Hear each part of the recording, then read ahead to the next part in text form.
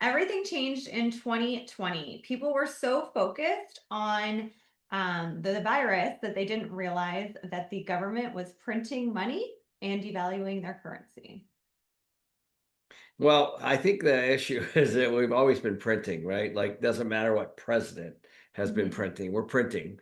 And you can go back to the 70s during the oil embargo, and we were printing, and it created massive inflation. Now, many of you might not remember those times, but interest rates went up to double digits. We had high inflation.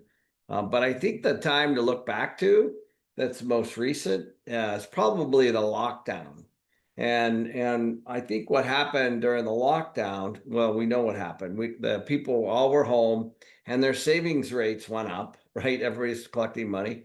And then they got stimmy checks, Mhm. right? Yep. So we got these stimmy checks, and then there was all this pent up demand. And people, when the pandemic was over, people went out and tried to buy, but the shipping costs were up, and the supply chains were a bit of a mess, and it drove prices up. And corporate America also jumped on board during that time. As you guys know, interest rates went up to 9.1%, or inflation went up to 9.1% in June of 22.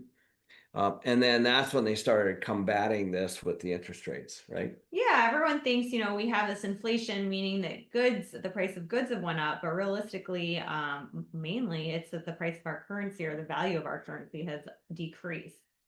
Yeah, yeah. And I think that that's pretty normal. I think the one thing to watch that, if you guys, we have a mastermind next week. We do a collective mastermind. And in that mastermind is George Gammon, Mike Maloney, and Dana Samuelson. And we're all going to get into this topic. And the topic, I think, of the moment is around gold. And here's why. Um, you know, the US dollar, if you take a look at the DXY, which is the index, the dollar index, it's fallen from like 107 down to it bumped around into the 90s last month.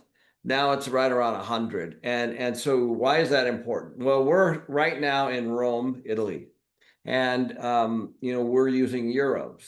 So today, if we have 100 US, it gets us 89 euros. That's today. We just did that this morning because it's in the afternoon. Actually, it's in the evening here. So now, one month ago, I should say in February, it was 96. So today we get 89. Just a few months ago, it was 96. So it's not necessarily good. Obviously, we get less for our dollars.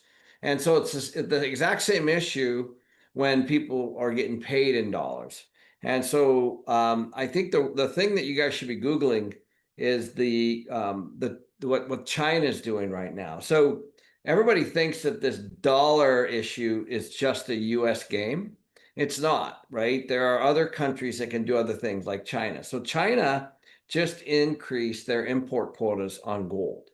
Now, why is that important? It's important because they hold almost $800 billion in treasuries, US treasuries. And so if you're holding a bunch of US treasuries and the dollar is getting weak, you're like, what the heck? I just lost 8, 9, 10% of my purchasing power and the money that I actually got paid from the US. So that's what's happening. So if you're outside of the country, this is extremely obvious. If you're inside of the country, it's not necessarily. So when you take a look at that, especially there's a bunch of stuff out that people are predicting that if China, for example, starts to buy gold and releases, let's just say 10% of their treasuries, or tries to replace that with gold, as an example, that could really, really ripple through the global markets. And this is precisely why I think that gold is has gone from, in the 3,000. It topped 3,000 in March. It went all the way up to 3,500, and now it's kind of back down to 3,200. So what's really happening is the people are worried about the tariffs. We just got done we were in England, we were in Paris, we were all over the place.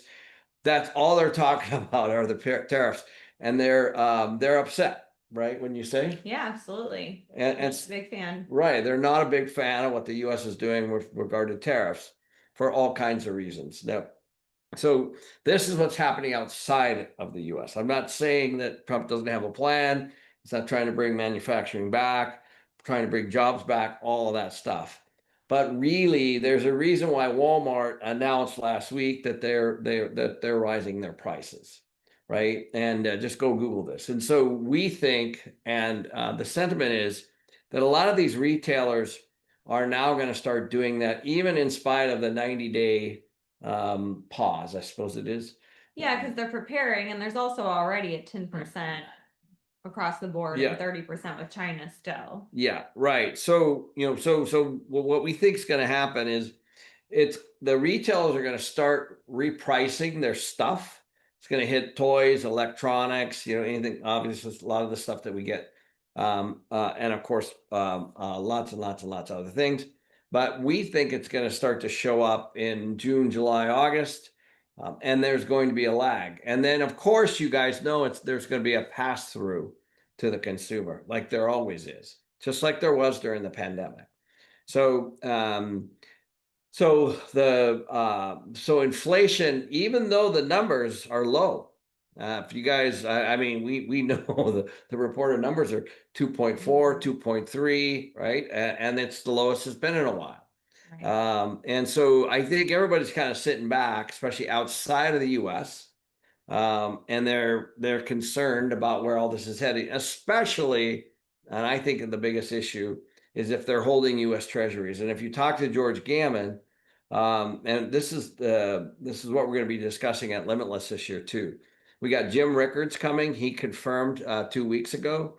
If you guys haven't read any of his books, you should. Yeah, he wrote incredible books on this kind of stuff. One that I read years ago is called the dollar. The currency wars, and George has been talking about it, and Mike Maloney and Dana Samuelson are all going to be talking about this. Because I asked Dana, I said, what's going on with gold? Why is gold making a run? Because if you go back to last year, Goldman Sachs, all the big boys, they all said that they thought gold was going to go up, but it was going to go up into the low 2000s, and it's $1,000 more per ounce. The reason is that people are that the U.S. dollar is not necessarily being looked at as a safe haven like it normally has been. Yeah, absolutely. And it's interesting because when you're looking at the inflation data, and we talked a couple weeks ago about with the interest rates, how the government has to pay interest rates on these trillions of dollars in debt. And I thought it was interesting because we were speaking to an Italian girl last night, and she was upset because their national healthcare system, you have a big wait if you go to the emergency room, and you can't see a doctor or a specialist. And all that stuff takes money, right? And we're all so used to the government having enough money. And, as the rates potentially stay high, our government can either print or have less money to spend on these services. There's really not a middle ground for either. So they either have to cut or they have to print or they have to collect more tax money, but revenue, but they already, they can't collect as much as we need to be paying off this debt. And so that's why assets like gold are going to do really well in this kind of environment. Yeah, and of course we're not advocating that you guys go out and purchase gold at all. I've been buying gold forever, guys. Friends of mine have been buying gold forever. And gold is high right now as compared. So some people are saying wait for a dip, all that kind of stuff. So I'm not advocating that you go out and do that. I'm just merely saying that if when we're outside of the country, people don't necessarily want the U.S. dollars to be held or paid in like they were before. And that's super clear as we travel around it. And as I go do exchange for the U.S. currency to euros or pounds or wherever we've been, it's a significant hit, right? We're not getting as many euros as I said. It was 89 euros today for $100 bill, and it was 96 back in February. So, that's pretty significant. Yeah, last time you were here, you enjoyed, shopping because it was actually discounted from the US, where now it would actually cost you more. Well, yeah, that's about a 7 or 8% difference. So in other words, if you're here, let's say in Italy, I bought a new watch in Florence, right? So technically, it cost me 7 or 8% more because I use U.S. dollars, and so that's If you're holding the dollars outside of the US, you're starting to look for different alternatives. This is also, while I'm not a huge holder of Bitcoin, I know you have some, but this is also why a lot of people are saying that Bitcoin is making a bit of a run. Yeah, it definitely is. And, I would say that basically you guys can't ignore that we have a third of our debt coming due in June, even more by the end of the year. And, they either have to lower rates or print money or cut the budget, and the government never cuts the budget. So I know they're doing Doge, but the amount they've cut so far is really minuscule compared to the big picture. So, we're expecting to see more inflation later this year. And if we do, guys, of course, you want to get into these hard assets, and debt is one of those things. And I've been talking about this. This is precisely why we've been buying. We've been buying real estate deals, as you guys know. We just closed on one before I came to Europe, and using debt, using fixed rate debt. So if you can continue to buy with fixed rate debt at below market prices, which is exactly what we're doing. We're buying below replacement costs, and it cash flows, which is exactly what we're doing on real estate. But imagine this on the deal we just bought. I think we had about let's say a $50 million in debt. It was a $97 million purchase, 50 million in debt, and we locked in the low fives. So we know that interest rate, that's going to be our interest rate next year, the year after, the year after, the year after. We know what our mortgage payment is going to be. If we start to see inflation, then that 50 million is actually going to be paid off in cheaper dollars later. And the ability to reconstruct that property in 5, 6, 10 years is going to be a lot more expensive. Just think about your own, what home builders are doing right now. Home builders, are barely keeping up on the price increases, and that's being passed to the consumer. That's part of the reason why we have the housing slow down. That's why I keep telling people to buy replacement below replacement cost if you can, with fixed rate debt that cash flows. If you can buy below replacement cost, put fixed rate debt on there and have them cash flow, you're going to be golden, because this inflation is not only going to make the price of whatever it is you own go up as a result, not necessarily because of the prices the houses went up, but because the dollar got weaker and we have more inflation. So the dollar actually buys less.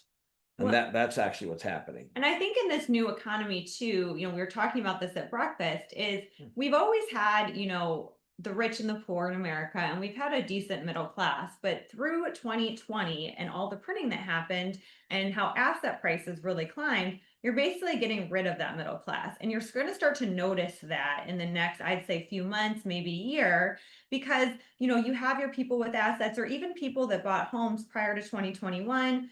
They don't have much burden. They have a low housing payment, or they have rentals, and they can easily survive in this environment. And then you have other people that either have a very high housing payment because they bought with these higher rates, or they don't own any assets and they're very dependent on these increases in rent, including the inflation everywhere else.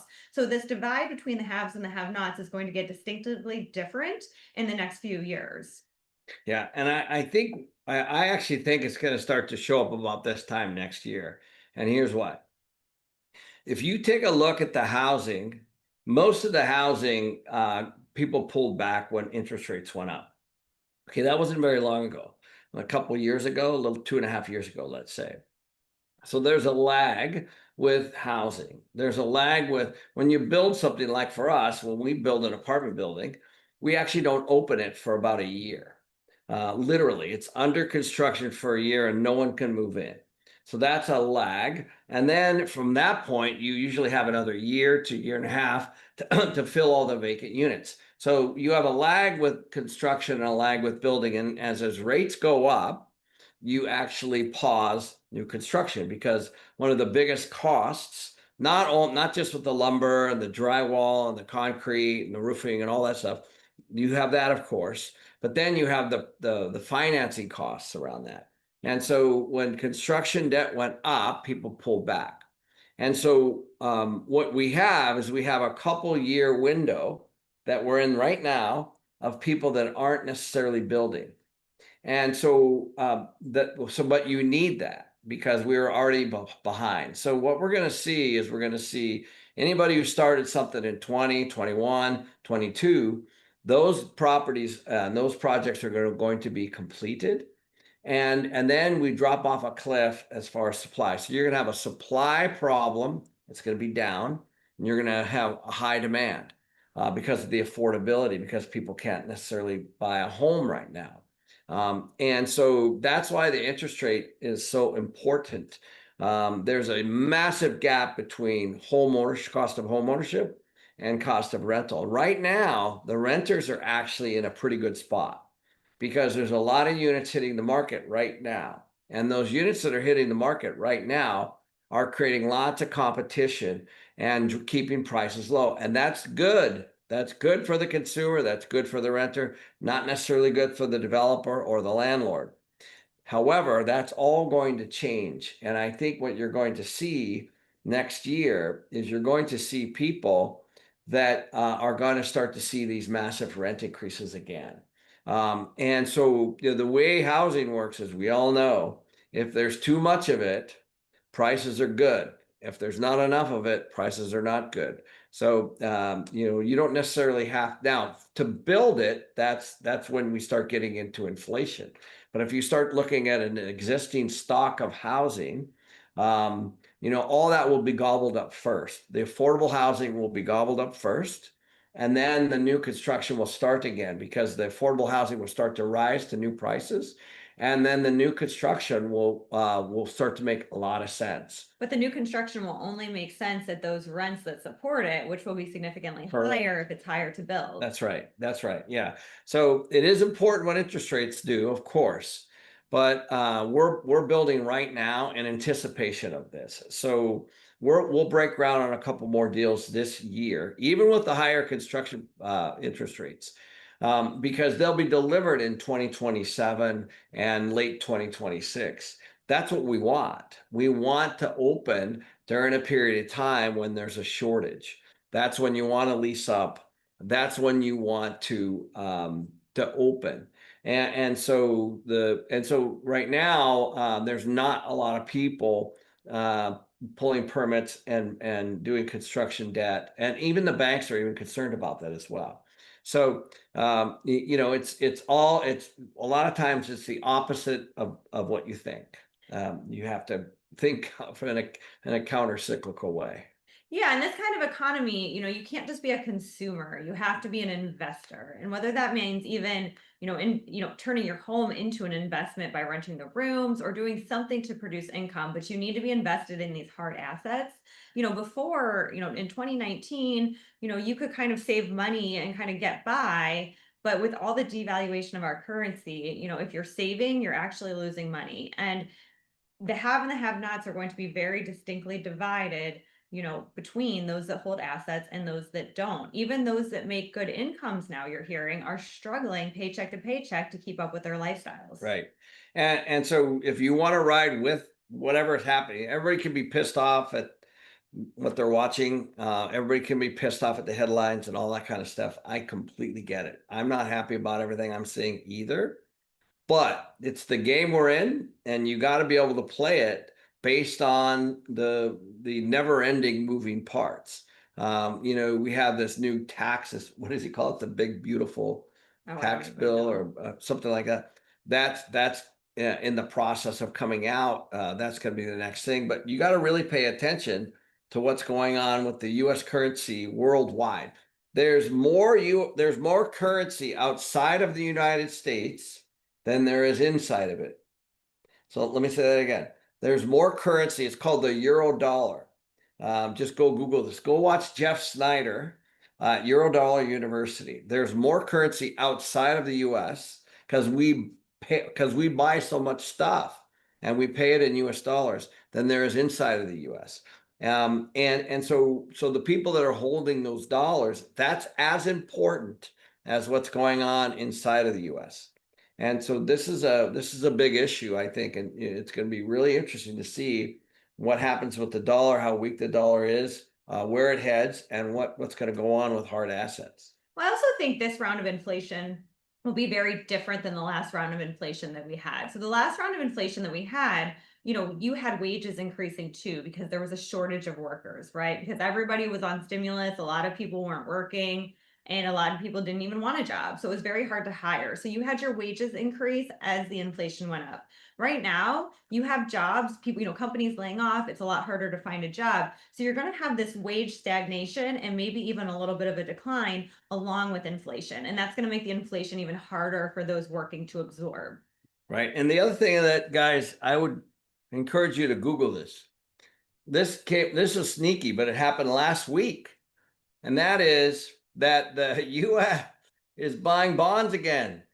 They bought 43.6 billion in bonds last week. Now, they don't want to call it QE, quantitative easing, but you should really, really dig into the bond buying. Now, I don't know if they're going to stop. Who knows? But it's just it's something that happened last week. And so why would that be happening? As you guys may or may not know, they went into a huge bond buying spree for years, and then started selling them. So now they're buying them again. And so there's a couple people out there reporting on this. One is Market Watch. They have a really good article about it. It's an opinion article, of course. But it's really, really, really interesting. But I think there's also some really cool, interesting articles about leaks, I guess, from the Chinese economy. The Chinese economy is getting clobbered right now. So, and you guys know how you have to know how big that is.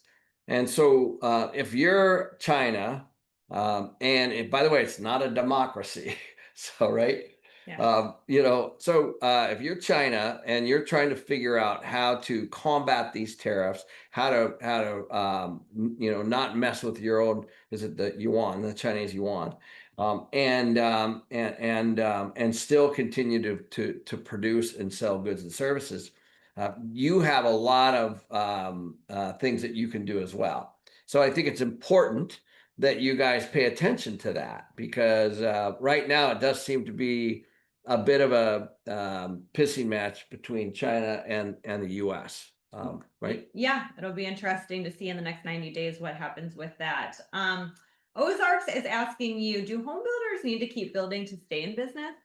It depends on the home builder, of course. Yeah. If that's all they have, then the answer is probably yes. Now, here's the thing. There are plenty of areas that are short on new homes. And whenever there's a lag of new homes, there's always buyers, because there's always people that want a new home. Always. Now, how many, depends on the market. But I can tell you, if you just look, there's been a massive pullback of new construction on both sides, with apartments, with condos, with houses, specifically because not only the cost to build them, but also the cost of debt, construction debt specifically. So, so if you can, knock a few out and still make a good margin, maybe I personally know people that have built a whole bunch of homes in Austin, and they're in big trouble, right? Because they built them and they're not flying off the shelves, for obvious reasons. And so that'll be really interesting to see, even if they make it. But if you're just doing one-offs here and there, I think you're probably pretty safe if they're in the right area, and you have a good margin. Yeah, absolutely. And Julian is asking, I know everybody's finance are different, but how long can you get a fixed rate for on the commercial properties? Yeah, well, actually, we're pulling from the same bucket as everyone else. It's Fannie or Freddie Mac, let's say, and they're 30 to 35-year amortization. That's how long. And so now they're usually 5, 7, 10-year interest only, even. So at that time, we got to relook at it. But that's that's not just a Ken deal. That's anybody who's buying apartments. Is that kind of normally what you would do for finances, even pre, 2019? No. So what got everyone in trouble? That's a good question. What got everyone in trouble was that people were doing floating rate debt. Let's say they would buy something for $10 million, an apartment building, and renovated, it was worth 15, as an example. You would put floating rate debt on that, and then you would do the work, and then you would put permanent debt on it when the work was done. In other words, you would want the property to be fully done and the rent's higher and all the construction done, all the renovations are done. Then you would put new debt on it, and then and only then would it potentially appraise for, let's say, 15. The problem was is that those folks got caught in the interest, the federal funds rate and the 10-year that that went up, and that's actually what got everyone in trouble. What you should always do, and that's such a basic thing. It's like, as an example, guys, it's always, in my opinion, it's always better to know what your mortgage payment is going to be this year, next year, the year after. It's just peace of mind. And there's no way that you can predict where rates are going to go. And so, but if you do it today and you fix and they go down, you can always refinance, right? So you always have upside if the rates go down, and so you don't have to worry about timing it perfectly. If the rates go up, you look like a hero, right? Mhm. So that's always what you try to do. So we'll do this now. Yes, there's potentially prepayment penalties and things like that, but as interest rates go up and down, the only thing that you have to mess around with then is, of course, how the property's being run. Do you have a tenant in it? How much are they paying? What are your operating expenses like? Which are also challenging right now, the property taxes, insurance, and all those kinds of things. We're starting to see challenges on that side. However, it's really nice not to have to guess where our mortgage payment's going to be next month, the month after, 6 months down the road, because that's what crushed everybody in this last little run, and that's we're starting to see those distressed deals come out now. Absolutely. And users asking, Ken, would you hold a property with a break-even cash flow, but it has 30% equity? Yeah, I would. It's a really excellent question. The reason is you got 30% equity in it.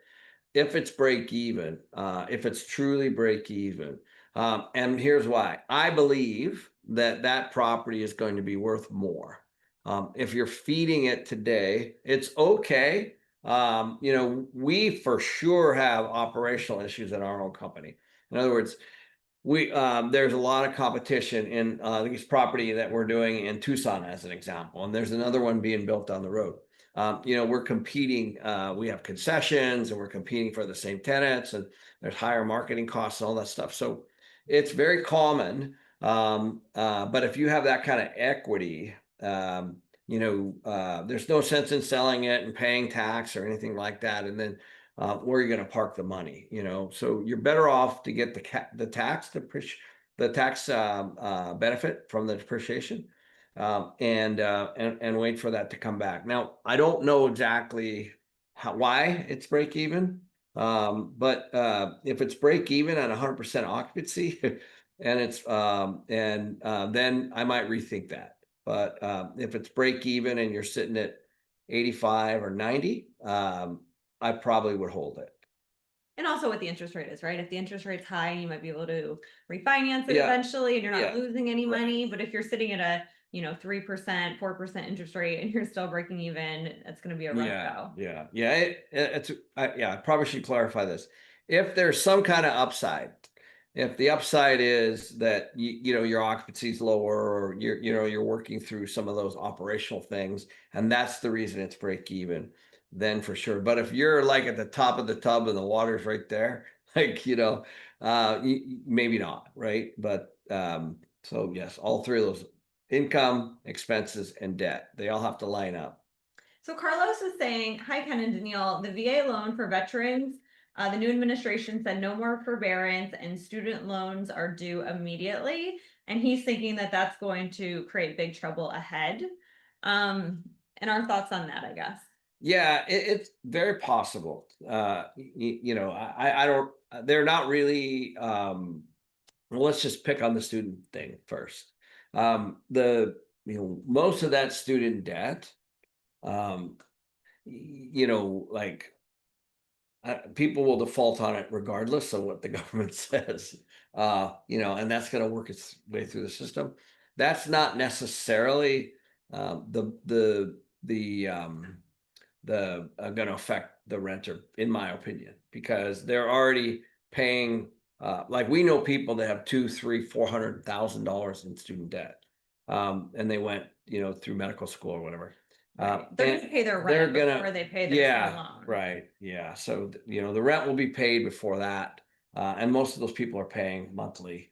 So perhaps maybe somebody will come up with a creative way to refinance that student debt. That would be really smart. Yeah, absolutely. But, as far as people in loans, I mean, we're just not seeing that that's going to create any kind of like foreclosure issue No. or anything, because people can still sell for a profit right now. But we are seeing a crack in the people that are doing those payday loans. Yeah. Yes. That's actually, people are using Like those buy now, Afterpay. yeah, buy now, pay later for groceries and things like that. That's something to watch. Yeah, absolutely. But those probably too are, we think people are going to get squeezed and that they're, using credit cards and they're using Afterpay. I think it was like 30% of people have used Afterpay on groceries in the last year. And 62% of people using Afterpay have been late in the last year. So, I mean, Yeah. they're going to get squeezed there, but that's not necessarily going to affect their ability to pay rent or their mortgage. Those are kind of top priority things for Yeah. most people. All right. Well, thank you guys for joining, and we will see you next week. We will be back in Phoenix. Cheers, guys.